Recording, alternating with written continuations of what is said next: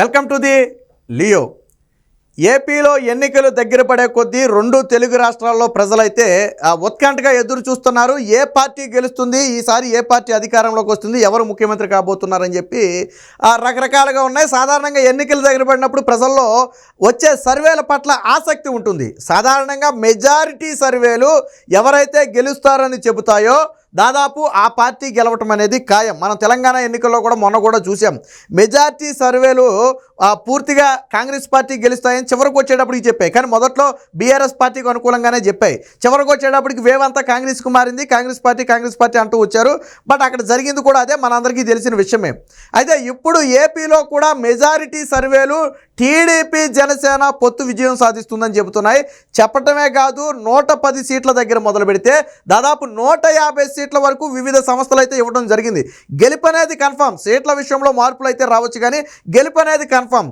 ఇప్పుడు తాజాగా వచ్చినటువంటి లేటెస్ట్ సర్వే మార్చి 5వ తేదీ వరకు తీసుకున్నటువంటి ఒక సర్వే అయితే రావడం జరిగింది.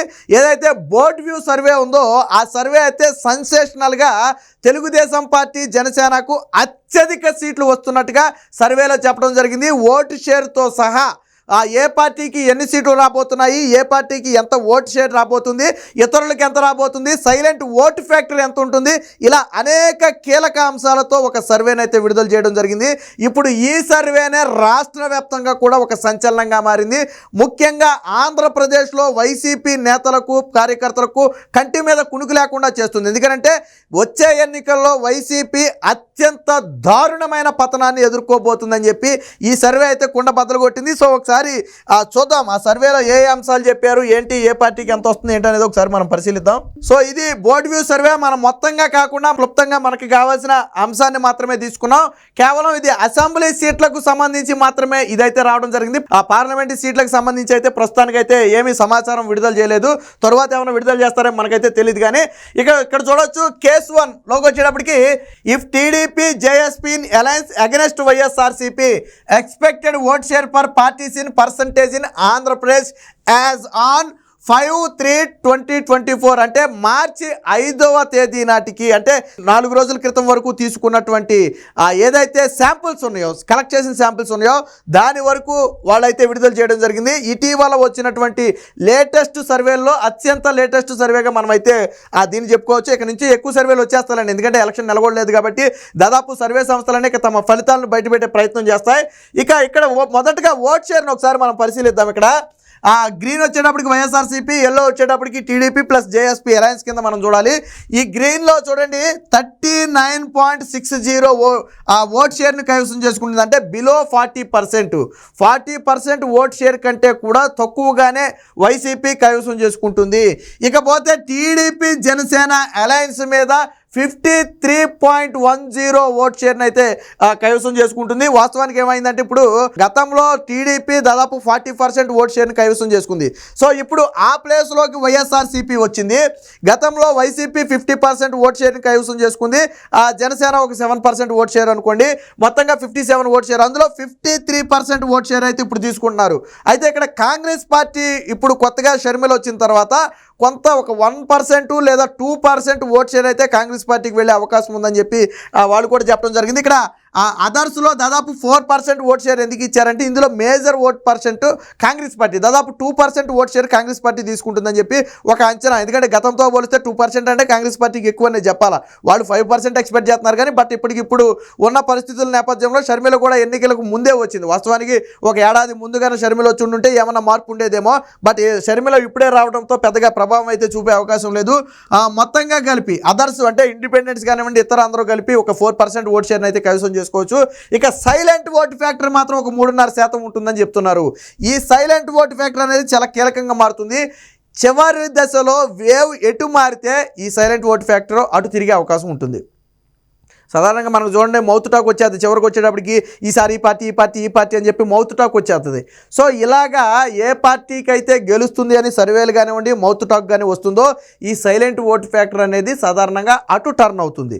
సో ఖచ్చితంగా అది టీడీపీ జనసేనకి మెజారిటీ ఓట్ షేర్, ఇప్పుడు మొత్తం అని చెప్పలేం కానీ మెజారిటీ ఓట్ షేర్ అయితే వాళ్ళకి టర్న్ అయ్యే అవకాశం ఉంది. దీన్ని ఇలాగా ఇక్కడ మనకి ఈ చార్ట్ రూపంలో కూడా అయితే చూపించడం జరిగింది. ఇది టీడీపీ జనసేనకి సంబంధించిన ఓట్ షేర్ అయితే ఇది వైసీపీ ఓట్ షేరు. ఇకపోతే ఎమ్మెల్యే సీట్ల విషయానికి కూడా వస్తే ప్రొజెక్షన్స్ ఆఫ్ ఎమ్మెల్యే సీట్స్ అని వచ్చింది. After analysed the collected data expected assembly constituencies per parties if TDP JSP in alliance. ఒకవేళ టీడీపీ జనసేన అలయన్స్లో ఉండుంటే వైసీపీకి ఎన్ని సీట్లు రాబోతున్నాయి, టీడీపీకి ఎన్ని సీట్లు రాబోతున్నాయని ఒక సర్వే అయితే విడుదల చేశారు. ఇక్కడ మాత్రం ఆధార్స్ అంటే కాంగ్రెస్ పార్టీ కానీ బీజేపీ పార్టీ కానీ ఇక్కడ సీట్లు గెలుచుకునే అవకాశం లేదని చెప్పి వీళ్ళు చెప్తున్నారు. అలాగే ఇండిపెండెంట్గా పోటీ చేసిన వాళ్ళు కూడా దాదాపుగా ఇప్పుడున్న పరిస్థితుల్లో ఆ స్థాయి వ్యక్తులు ఎవరు కూడా కనపట్లేదు. అంటే పార్టీ నుంచి వ్యతిరేకించి బయటకు వచ్చి ఇండిపెండెంట్గా పోటీ చేసిన గెలిచే స్థాయి అయితే ఎవరికి ప్రస్తుతానికైతే కనపడటం లేదు. భవిష్యత్తులో ఏముంటుందో మనం అయితే చెప్పలేము. ఇక ఇక్కడ చూడొచ్చు, గ్రీన్ వైఎస్ఆర్సీపీ కేవలం 22 సీట్లకు మాత్రమే పరిమితం అయిపోతుంది. ఇది ఒక సెన్సేషన్. అంటే గతంలో తెలుగుదేశం పార్టీకి 23 సీట్లు వస్తే వైసీపీ అంతకంటే కూడా ఇది ఇప్పటికిప్పుడు మనం ఎప్పుడు చెప్పుకున్నాం, డేటు 5 అంటే ఇంకా ఎలక్షన్కి నెల రోజుల ముందు ఉన్నటువంటి వేవ్ ఇది. ఇప్పటికిప్పుడు ఎన్నికలు జరిగితే మనం మాట్లాడుకునేది 22 అసెంబ్లీ స్థానాలు వైసీపీ కైవసం చేసుకునే అవకాశం ఉంది. బట్ ఎన్నికలు దాదాపు 30 నుంచి 40 రోజులు వ్యవధి ఉన్న నేపథ్యంలో ఈ సీట్ల సంఖ్య ఖచ్చితంగా తగ్గుతుంది. 20 సీట్లు లేదా 18 సీట్లకు పడిపోయినా ఆశ్చర్యపోవాల్సిన అవసరం లేదు.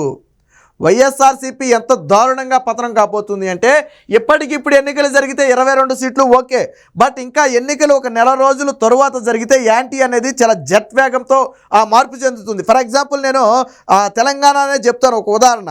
ఎన్నికలకు దాదాపు 4 నెలల ముందు వరకు కూడా బీఆర్ఎస్ పార్టీ గెలుస్తుందని చెప్పి తెలంగాణలో అన్ని సర్వేలు కానివ్వండి లేదా ధైర్యంగా బీఆర్ఎస్ పార్టీ కూడా అంతే ధైర్యంగా ఉంది ఒక 6 నుంచి 4 నెలల ముందు వరకు. బట్ ఎప్పుడైతే ఎన్నికలు దగ్గర పడుతూ వచ్చాయో యాంటీ అనేది పెరిగింది. బీఆర్ఎస్ మీద యాంటీ చివరి 2 నెలల్లో ఎలక్షన్ కోడ్ వచ్చిన తర్వాత కూడా చాలా స్పీడ్గా పెరిగిపోయింది. సో కాంగ్రెస్ పార్టీ గెలుపుకి ప్రధాన కారణం ఏంటంటే ఈ చివరిలో వచ్చినటువంటి మార్పు ఏదైతే ఉందో అది ఎవరు ఊహించరా. సరే దరిద్రం కొద్దీ బీఆర్ఎస్ పార్టీకి కూడా అన్నీ కలిసి వచ్చాయనుకోండి. అలాగే కేటీఆర్ చంద్రబాబుని విమర్శించడం, కాళేశ్వరం మేడిగడ్డ లాంటి ప్రాజెక్టులు ఏదో కొద్దిగా డ్యామేజ్ అవటం, అలాగే ఒక విద్యార్థిని ఆత్మహత్య చేసుకోవడం, ఎగ్జామ్స్ పెట్టలేదని, సో ఇవన్నీ కూడా వచ్చాయనుకోండి. అగ్నికి ఆజ్యం అన్నట్టు ఆ వేవులో అవన్నీ కూడా స్పీడ్ అయిపోయింది. అలాగే రేపు ఎన్నికలలో కూడా ఇప్పటికిప్పుడు ఎన్నికలు జరిగితే మనం మాట్లాడుకునేది, బట్ యాంటీ అనేది వైసీపీ మీద అసలు యాంటీ ఇప్పుడు మొదలవుద్ది. ఎన్నికలు చివరిలో ఉన్నాయి కాబట్టి ఇప్పుడు డిసైడ్ అవుతారు ఓటర్లు కానివ్వండి, చదువుకున్న వాళ్ళు కానివ్వండి, రాబోయే 5 ఏళ్ల భవిష్యత్తును ఆలోచించే వాళ్ళందరూ కూడా ఇప్పుడు ఎలర్ట్ అవుతారు. కాబట్టి ఈ వేవ్ అనేది ఖచ్చితంగా మారుతుంది. 18 నుంచి 20 సీట్లకు పడిపోయినా ఆశ్చర్యపోవాల్సిన అవసరం లేదు. సరే మనం ఉన్నదాని గురించే మాట్లాడుకుందాం, కొత్త దాని గురించి మనకొద్దు.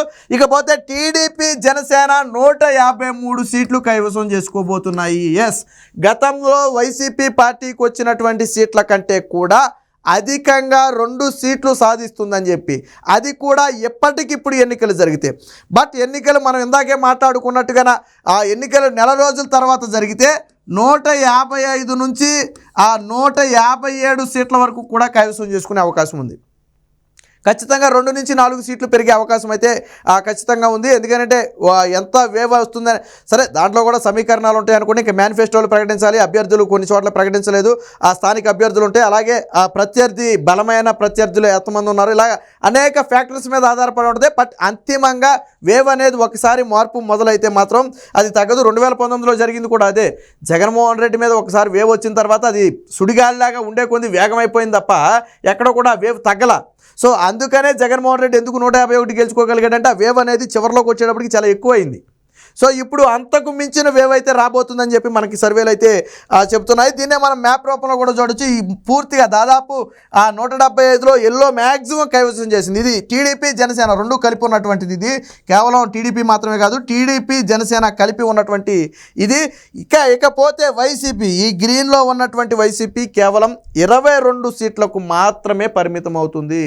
సో ఈ బర్డ్ వ్యూ సర్వే అనేది ఇప్పుడు 2 తెలుగు రాష్ట్రాలు, ముఖ్యంగా ఆంధ్రాలో పెను ప్రకంపనలు సృష్టిస్తుంది. వైసీపీ పార్టీ నేతలకు, కార్యకర్తలకు నిద్రలేని పరిస్థితి. ఎందుకంటే వైసీపీ ఓటమి ఎంత ఘోరంగా ఉండబోతుంది అనేది ఈ సర్వేలో స్పష్టమైన నేపథ్యంలో నిజంగా ఇదే ఫలితాలు కన్నా పోనీ సంఖ్యలో కొంచెం అటు ఇటు మార్పు రావచ్చు, ఎందుకంటే అన్ని సర్వే సంస్థలు ఒకే సర్వేని ఇవ్వవు. మనం ఒక 3 నెలల నుంచి 4 నెలలు వెనక్కి వెళితే 6 నెలలు సుమారు ఆ 110 సీట్లు టీడీపీ జనసేన అలయన్స్, అంటే చంద్రబాబు గారి అరెస్టు సమయంలో టీడీపీ జనసేన అలయన్స్ ప్రకటించిన సమయంలో 110 సీట్లు వచ్చే అవకాశం ఉందని చెప్పారు. తర్వాత అది 120కి 130కి పెరిగి ఇప్పుడు 150 వరకు చేరింది.